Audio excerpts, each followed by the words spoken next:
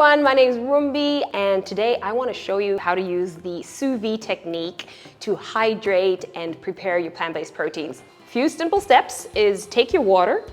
Today I'm going to use our Harvest Bee flavoring system, which is natural. It's got no artificial flavors and preservatives, and it adds a really beautiful depth of umami into the plant protein.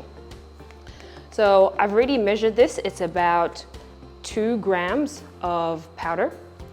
Just mix it all in, so make sure that it's nice and dissolved.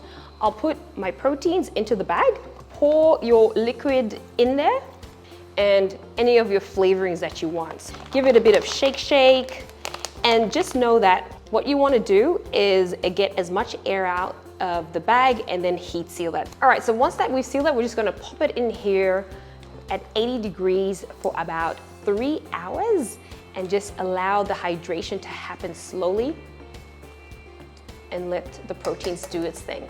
All right, we'll be back in 3 hours. So after 3 hours, you will see that your proteins have taken on the water, and so they've swelled, which is a positive yield. And that's the beauty of our Harvest Bee proteins, is that they're so versatile. You can use any cooking method and you can get the right texture.